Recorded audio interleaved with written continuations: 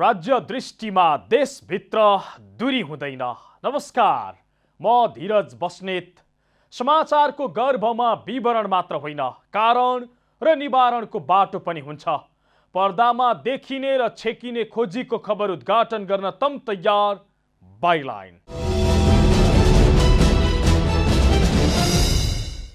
दर्शक वृन्द, आजै फुटौला भोलि नै फुटौला झैं गरेर सिंगौरी खेलेका सत्तारूढ नेकपा एमालेका नेताहरू अन्ततः मिलनको बिन्दु खोज्न थालेका छन् र यसका लागि दुवै पक्ष संयुक्त छलफलमा जुटेका छन्। माधव नेपाल समूह लचक भएर बालुवाटार पुगेपछि संवाद प्रक्रिया सुरु भएको छ। यद्यपि यो संवादले एमालेलाई फुटबाट जोगाउँछ वा जोगाउँदैन त भनिहाल्न सकिने अवस्था छैन, किनकि माधव समूह झुकेर बालुवाटार पुगे पनि ओली अझै पनि नझुक्ने र आफ्ना निर्णय नसच्याउने अडानमा छन्, जसका कारण विवाद किनारा लाग्ने र एमालेको संकट टरिहाल्ने अवस्था छैन। यही कारण माधव नेपाल समूह सकेसम्म ओलीसँगै मिल्ने नभए दोस्रो विकल्प अपनाउने रणनीतिमा छ। उसको दोस्रो विकल्प भनेको पुष्पकमल दाहाल नेतृत्वको माओवादी केन्द्रसँग सहकार्य गर्ने। आज हामी बाइलाइनमा एमालेमा देखिएको नेताहरूको मिलनको संकेत, ओली र नेपाल पक्षको रणनीति देखाउँदैछौँ। कार्यक्रमको सुरुमा माधव समूह ओलीले डाकेको बैठकमा सहभागी हुन बालुवाटार पुगेको विषय र त्यसले दिएको सन्देश देखाउँदैछौँ।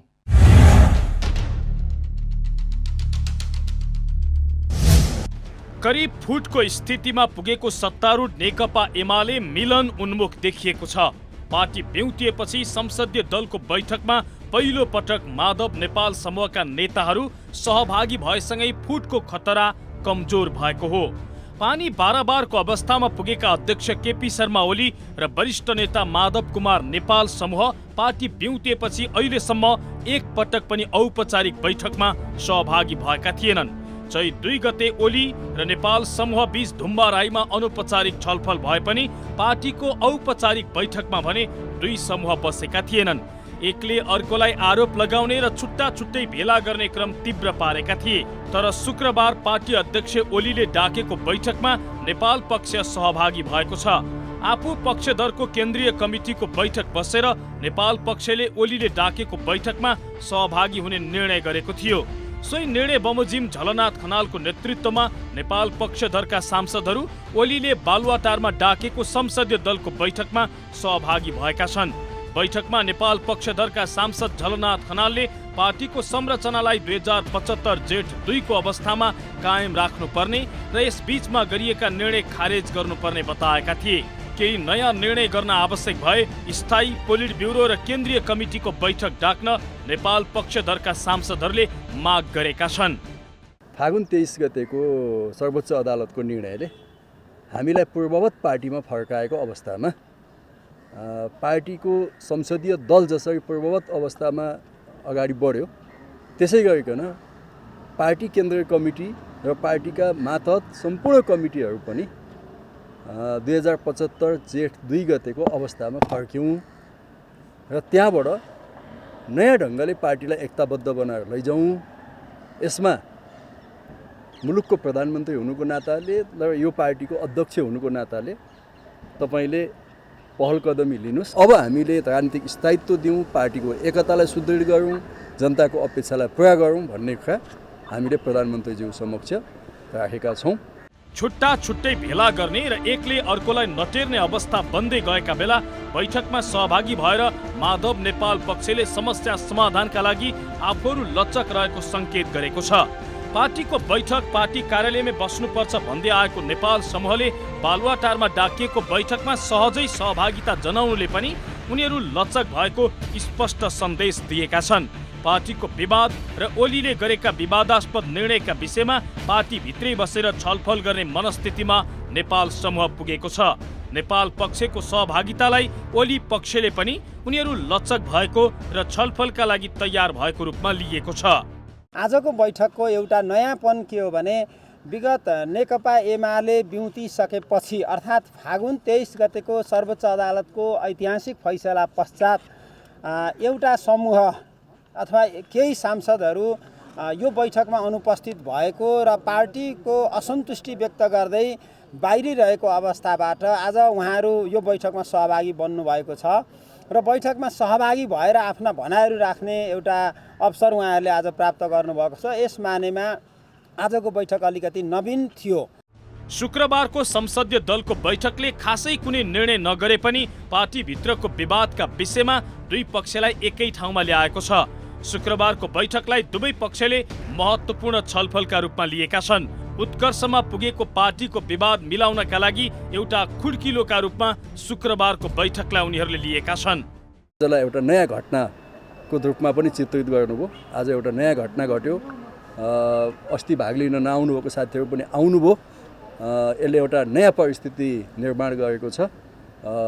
म सधैँ खुल्ला छु, छलफल गरौँ भन्ने कुरा गर्नुभएको छ। बालुवाटार बैठकमा दुवै पक्ष सहभागी भए पनि वरिष्ठ नेता माधव कुमार नेपाल, उपाध्यक्ष भीम रावल भने सहभागी भएका थिएनन्। उनीहरूले बिहिबार मात्रै ओलीले सोधेको स्पष्टीकरणको प्रश्नसहित जवाफ दिएका थिए। उनीहरूले अध्यक्षले नै मन परी गर्दा विधान नमिचिने भन्दै प्रश्नसहितको कडा जवाफ फर्काएका थिए। कडा स्पष्टीकरण दिएको नेपाल समूह कसरी एकाएक लचक भयो? पार्टी विधान विपरीत गतिविधि गरेको भन्दै अध्यक्ष केपी शर्मा ओलीले माधव नेपाल, भीम रावल, घनश्याम भुसाल र सुरेन्द्र पाण्डेसँग स्पष्टीकरण मागेका थिए। उनीहरूले एमाले केन्द्रीय कार्यालयमा बुझाएको प्रष्टीकरणमा उल्लेखित अधिकांश बुँदाहरू हेर्ने हो भने हिजो नेकपा हुँदैको अवस्थामा प्रचण्डले सचिवालयमा पेश गरेको 19 बुँदे राजनीतिक प्रस्तावकै सेरोफेरोमा जवाफ दिएको देखिन्छ। नेता भीम रावलले बुझाएको प्रष्टीकरणमा पनि ओलीलाई देशको संविधान, प्रतिष्ठा र मर्यादामा आँच पुर्याएको भन्दै उल्टो ओलीलाई स्पष्टीकरण दिन आग्रह गरेका छन्। रावलले 14 बुँदे जवाफी पत्र पठाउँदै ओलीलाई विदेशी सामु लम्पसार परेको, भ्रष्टाचार गरेकोदेखि पार्टीले अनुशासनको कारबाही गरेको प्रसङ्गसम्मको विषय समेटिएको छ। स्पष्टीकरण माग्ने र दिने दुवै पक्षको भाषा हेर्दा उनीहरू अब एकै पार्टीमा रहने सम्भावना लगभग अन्त्य भएको धेरैको आकलन थियो।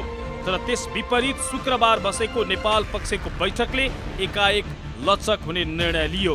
बैठकमा अधिकांश नेताले भिड्ने भन्दा पार्टी एकताका लागि मिल्न दबाब दिएपछि नेपाल पक्षले ओलीले डाकेको बैठकमा सहभागिता जनाउने निर्णय लिएको थियो। हो, माधव नेपाल समूह लचक हुने निर्णयमा पुगेको छ। तर यो लचकतालाई ओलीले कमजोरीका रूपमा लिए भने पार्टी नै विभाजित गर्ने सम्मको मुडमा नेपाल समूह पुगेको छ। उसले सके एमाले भित्रै सङ्घर्ष गर्ने, नसके पुष्पकमल दाहाल नेतृत्वको माओवादी केन्द्रसँग सहकार्य गर्ने रणनीति लिएको छ। बाँकी प्रसङ्ग जोड्नेछौँ तर एकैछिनको विश्रामपछि।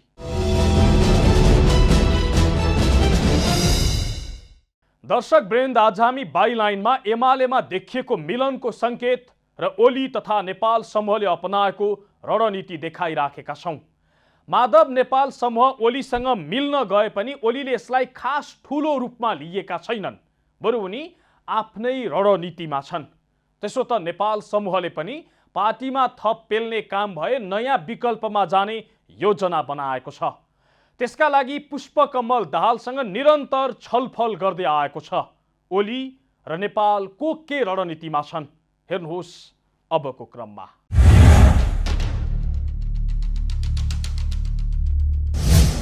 लामो समयपछि अध्यक्ष केपी शर्मा ओलीसँग एउटै बैठकमा बस्न माधव नेपाल समूह तयार भएको छ।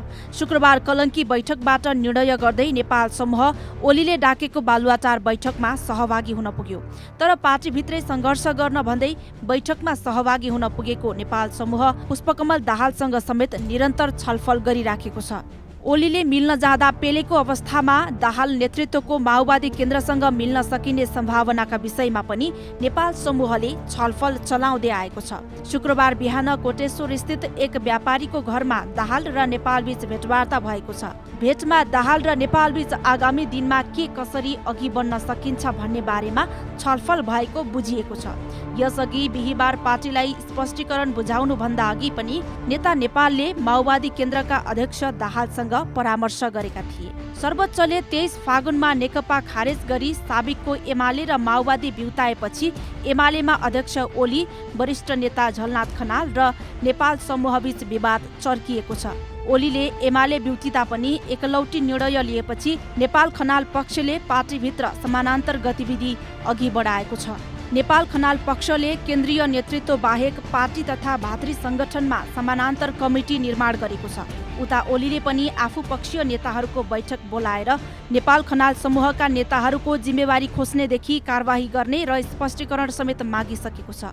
एमालेमा ओली र माधव समूह आआफ्नै रणनीतिका साथ अघि बढिरहेका छन्। माधव नेपाल पक्षले तत्काल एमाले छाड्न चाहेको छैन। एमाले छाडेर जाँदा कार्यकर्ता छुट्ने र बाँकी रहेका सांसदको पद पनि जोखिममा पर्ने भएकाले एमाले भित्रै सङ्घर्ष गर्न चाहेको छ भने ओली पक्षले माधव नेपाल समूहलाई कारबाहीका सबै प्रक्रिया पुर्याएर पार्टी सदस्य र सांसद सदस्यबाट समेत नेपाल खनाल समूहलाई कारबाही गर्ने र अन्य नेताहरूलाई व्यक्तिगत कुराकानी गरेर पार्टीमा फर्काउने रणनीतिमा छन्। के रणनीतिमा माधव समूह नेकपा एमालेको नेपाल खनाल समूह पार्टीभित्रै सङ्घर्ष गर्ने निष्कर्षमा पुगेका छन्। यसअघिदेखि नै छुट्टै भेला र बैठक गर्दै आइरहेको नेपाल खनाल समूहको शुक्रबार कलङ्की स्थित एक पार्टी प्यालेसमा भएको केन्द्रीय कमिटीको बैठकले पार्टीभित्रै रहेर सङ्घर्ष गर्ने निर्णय गरेको हो। हामी नेकपा एमाले भित्र बसेर पार्टीलाई बलियो बनाउनको लागि, पार्टीलाई शुद्ध बनाउनको लागि, पार्टीलाई गतिशील र क्रियाशील बनाउनको लागि र पार्टीलाई विधि र पद्धतिमा चलाउनको लागि पार्टीभित्रै रहेर सङ्घर्ष गर्ने हाम्रो नीतिअनुसार संसदीय दलको बैठकमा भाग लिएर आफ्ना कुराहरू राख्ने भन्ने हामीले एउटा निर्णय गरेका छौँ। पार्टीमा हामी सङ्घर्ष गर्छौँ। सङ्घर्ष गर्नको लागि पार्टीभित्र रहेर पार्टीलाई शुद्ध बनाउनको लागि र पार्टीलाई क्रियाशील बनाउनको लागि सबै उपायहरू सबै तरिकाहरू अपनाउँछौँ। बैठकको निर्णय अनुसार शुक्रबार दिउँसो 3 बजे अध्यक्ष ओलीले बालुवाटारमा बोलाएको दलको बैठकमा खनाल सहित सांसदहरू सहभागी भए पनि माधव पक्षधरका सांसदहरूको नेतृत्व गर्दै बैठकमा उपस्थित भएका नेता खनालले पार्टी एकता जोगाउन एमालेलाई 2075 जेठ 2 कै अवस्थामा फर्काउनु पर्ने अडान राखेका थिए। यदि ओली पार्टीलाई पुरानै अवस्थामा फर्काउन सहमत नभए नयाँ ढङ्गबाट जाने नेपाल पक्षको तयारी छ। त्यो भनेको पुष्पकमल दाहालसँग सहकार्य गर्ने, चाँडै आफ्नो पक्षका कार्यकर्ताहरू सङ्गठित गरेर तलदेखि माथिसम्म कमिटीहरू बनाउने र माओवादी केन्द्रसँग सहकार्य गर्ने रणनीतिमा नेपाल समूह छ।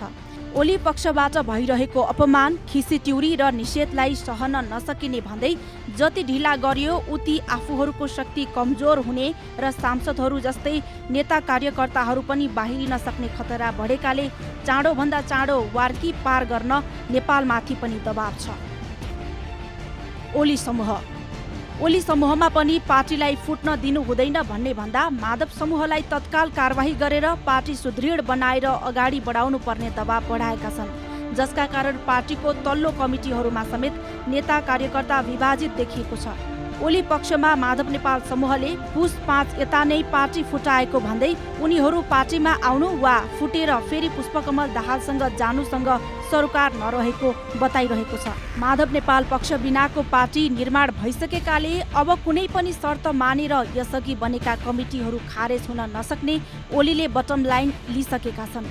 उनले कुनै गुटसँग सम्झौता नगर्ने पनि बताउँदै आएका छन्। 28 गते गरेका निर्णयहरू र त्यसपछि भएका संसदीय दलका बैठकहरू चैत्र 5 गते र चैत्र 7 गते भएको संसदीय दलको बैठकले गरेका निर्णयहरूबाट ब्याक हुन सकिँदैन। बैठकमा केही साथीहरू अनुपस्थित हुनुभयो तर पार्टी विधिसम्मत तरिकाले निर्णय गरेको कारणले गर्दा फिर्ता हुन सकिँदैन भनेर एउटा भन्नुभयो। र अर्को महत्त्वपूर्ण कुरा प्रधानमन्त्रीले के भन्नुभएको छ भने हाम्रो पार्टीमा समूहगत वा गुटगत तरिकाले अब हामी कसैसँग डिलिङ गर्दैनौँ। नेकपा एमालेमा कुनै गुट वा समूहको अस्तित्व छैन। छ भने एउटै पार्टी छ, त्यो मात्रै हामी चाहिँ स्वीकार गर्छौँ। व्यक्तिगत रूपमा प्रत्येकका आलोचनाहरू, प्रत्येकका गुनासाहरू, हरेक व्यक्तिका चाहिँ पार्टीप्रतिका आफ्ना भनाइहरू हामी हमेसा सुन्न तयार छौँ। तपाईँहरू मुख्य सचेतकलाई भन्नुहोस्, दलको उपनेतालाई भन्नुहोस्, दलको नेतालाई भेटेसम्म भन्नुहोस्, तर गुटगत हिसाबले र समूहगत हिसाबले कुनै पनि प्रकारको छलफल र कुराकानी नगरिने कुरा पनि उहाँले यो बैठकमा जानकारी गराउनु भएको छ। दर्शक वृन्द, आज हामी बाइलाइनमा एमालेमा देखिएको मिलनको सङ्केत र ओली पार्टीभित्र र बाहिर कसरी शक्तिशाली बन्दै गएका छन् त्यो देखाइराखेका छौँ। प्रतिनिधि सभा पुनर्स्थापना भएसँगै ओली सरकार धरापमा परेको धेरैको आकलन थियो। उनको सरकार आजै ढल्छ भोलि डल्छ भन्ने धेरैको दाबी थियो। तर यो सब अड्कलबाजीलाई हावा खुवाउँदै ओली झन झन शक्तिशाली बन्दै गएका छन्। बरु पार्टीभित्रको विवादलाई चर्काएर आफू त्यसको आगो तापिराखेका छन्। अर्थात् नयाँ सरकार बन्नै नसक्ने अवस्था बनाउँदै गएका छन् ओलीले।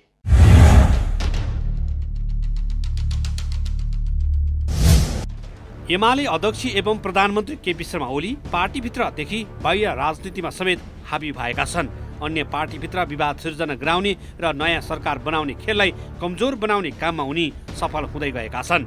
माओवादी केन्द्रले ओली सरकार ढाल्न कांग्रेस र जनता समाजवादी पार्टीलाई फकाउने प्रयास गरे पनि ओलीले उक्त प्रयास सफल हुन दिएका छैनन्। नेपाली कांग्रेस, माओवादी केन्द्र र जनता समाजवादी पार्टीबीच नयाँ सरकार बनाउने बारे कुनै सहमति हुन नसकेपछि तत्कालको लागि ओली सरकारको विकल्प नदेखिएको हो।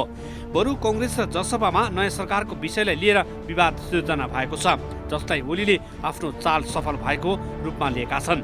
केही दिन अघि कांग्रेस सभापति देवालले पुनः आफू कमजोर सरकार बनाउने पक्षमा नरहेको बताएका थिए। नयाँ सरकार बनाउन आफूहरूलाई कुनै हतारो नभएको उनको भनाइ थियो। कांग्रेस मात्रै होइन, जसपा पनि नयाँ सरकार बनाउने विषयमा खासै इच्छुक देखिएको छैन। बरु ओलीसँग निरन्तर छलफलमा व्यस्त भएको छ। माओवादी केन्द्रले समर्थन फिर्ता लिए समर्थन दिने गरी जसपाले पार्टीमा छलफल चलाएको छ। मंगलबार मात्रै पनि जसपाका अध्यक्ष महन्त ठाकुर, नेता राजेन्द्र महतो सहितका नेताले ओलीसँग बालोटार पुगेर सत्ता साझेदारीका विषयमा छलफल गरेका थिए। कांग्रेसले सरकार बनाउन अनिच्छा देखाउने र जसपा ओलीतिरै ढल्किन थालेपछि ओली सरकार यथास्थितिमै रहने देखिएको छ। यही कारण संसद पुनर्स्थापना भएको 1 महिना बित्दा समेत नयाँ सरकार गठन प्रक्रिया अघि बढ्न सकेको छैन। पुष्पकमल दाहाल नेतृत्वको माओवादी केन्द्रले अविश्वासको प्रस्ताव ल्याउन त परको कुरा दिएको समर्थन फिर्ता लिने समेत आँट गरेको छैन। यसकारण पनि ओली थप शक्तिशाली हुँदै गएको राजनीतिक विश्लेषकहरूको टिप्पणी छ। अहिले चाहिँ माधव नेपाल, झलनाथजी या प्रचण्डजीहरू राजनीतिमा रिस्क उठाइरहनु भएको छैन। यदि केपी ओलीजीसँग असहमत हो भने नयाँ सरकार बनाए हुन्छ। अब नयाँ सरकार बनाउनको लागि चाहिँ उहाँले चाहिँ अब चाहिँ काङ्ग्रेससँग चाहिँ ओपन हार्टले कुरा गर्नु पर्यो। भोलि चाहिँ ओलीजीले संसदबाट चाहिँ उहाँलाई निकालिदिनु भयो भने त्यो रिस्क पनि उठाउन तयार हुनुपर्छ। अब समर्थन चाहिँ ओलीजीलाई दिइरहने आफ्नो 51 जना छन् क्यारे होइन कि 53, त्यति चाहिँ सांसदको शक्तिले उहाँले चाहिँ सक्नुहुन्छ नि त जसपासँग मिल्ने, कांग्रेससँग मिल्ने र सरकार बनाउने। पहिला समर्थन फिर्ता लिनु पर्यो। एकातिर ओली एक्लै र अर्कोतिर अन्य दलहरू उभिँदा समेत ओली एक्लै भारी परेका छन्। जुन कुरा पुस 5 गते यताका राजनीतिक घटनाक्रमलाई नियाल्ने हो भने पनि प्रश्न हुन्छ। फागुन 11 को संवैधानिक इजलासले प्रतिनिधि सभा विघटन बदल गरेपछि प्रधानमन्त्री ओलीमाथि राजीनामाको लागि नैतिक दबाव सिर्जना भयो। यद्यपि ओलीले त्यस्ता दबावलाई व्यवस्था गरिरहे। बरु उल्टै उनले आफूलाई संसदबाटै हटाउन चुनौती समेत दिए। त्यस यता पनि ओलीमा सत्तामा कायम रहिरहने कुरामा ढुक्क देखिन्छ। अहिले नेपाली कांग्रेस, नेकपा माओवादी केन्द्र, जनता समाजवादी पार्टी मिलेको खण्डमा ओली नेतृत्वको सरकार ढल्ने अवस्था नभएको होइन। तर विपक्षी 3 दलबीच गठबन्धन निर्माणमा ढिलाइ भइरहेका कारण ओलीको विकल्प अझै देखिएको छैन, जसका कारण प्रधानमन्त्री ओलीले पनि आफ्नो सत्ता लम्ब्याउन खेल सुरु गरिसकेका छन्। आफ्नै दलभित्रका विपक्षी समूहलाई नै पाखा लगाएर अन्य दल कांग्रेस र जसपा भित्र समेत खेल खेलेर पार्टीभित्र मत विभाजन गराएर आफू कसरी बलियो बन्ने भन्ने रणनीतिका साथ अघि बढेका छन्। ओलीको त्यही चतुर्याइका कारण कांग्रेस र जसपा अहिले सत्ताको हामथाममा पार्टीभित्रै विभाजन देखिएको राजनीतिक विश्लेषकहरूको टिप्पणी छ। ओलीले अन्य पार्टीभित्र पनि खेल्न थालेको विश्लेषकहरूको भनाइ छ। केपी शर्मा ओलीजीले 2/3 बहुमत ल्याउनु भयो नि अहिले, एकदम राष्ट्रवादी चरित्रहरू देखाएर भारतको नाकाबन्दीलाई विरोध गरेर। तर यी सबै टुल्सहरू भन्दा अहिले नयाँ टुल्स आएको छ, सबल्टन टुल्स भन्छ। त्यो भनेको जनताको बहुमत विचारबाट राजनीतिलाई गाइड गर्ने। त प्रचण्डजीले त्यो बुझ्नुभएको छैन। यो नयाँ एउटा फेनोमेना सुरु भएको छ। जनताले जे सोच्दछन् त्यो विचारबाट राजनीति गाइडेड हुन्छ। अब त्यो कोल्ड वारबाट, इम्पेरियलिस्टिक आइडियाबाट र मार्क्सवादीबाट विचारबाट यी सबै टुल्सहरू अहिले संसारमा बिग्रिएका छैनन्। नेपाली राजनीतिमा ओली शक्तिशाली बन्दै जानुमा अन्य राजनीतिक दलहरूले नै मुलुकलाई राजनीतिक रूपमा निकास दिन नसक्दा प्रधानमन्त्री ओलीले भने जस्तै खालको परिस्थिति बन्दै गएको राजनीतिक विश्लेषकहरूको टिप्पणी छ। अन्य दलहरूमा समेत खेलेका ओलीले आफ्नै पार्टीभित्रको अर्को शक्तिलाई पाखा लगाउँदै थप शक्तिशाली बन्ने प्रयास गरिराखेका छन्। एकलौटी निर्णय गर्ने र कारबाही गर्ने श्रृङ्खला चलाइराखेका छन्। हो, पार्टीमा कारबाहीको श्रृङ्खला चलाएर शक्तिशाली बन्ने प्रयास गरेका ओली पार्टी बाहिर पनि शक्तिशाली देखिएका छन्। उनको सरकार ढाल्न त परको कुरा, दिएको समर्थन समेत फिर्ता लिन नसक्ने अवस्थामा माओवादी केन्द्रलाई पुर्याइदिएका छन्। काङ्ग्रेसलाई सरकारप्रति नै अनिच्छा जगाउने र जसपामा विवाद चर्काउने खेल खेलिराखेका छन् ओलीले, जसका कारण उनी अझै बलियो बन्दै गएका छन्। हौस् त, आजलाई एमालेमा देखिएको नेताहरूको मिलनको सङ्केत र शक्तिशाली बन्दै गएका ओलीको प्रसङ्ग यति नै। मुलुकको माटो जहाँ छोए पनि राष्ट्र एकैचोटि जागरुक हुन्छ। यो दूरीविहीन आचरण नै समाचारको मूलधार बाइलाइन अर्थात् जिम्मेवार पत्रकारिता। नमस्कार।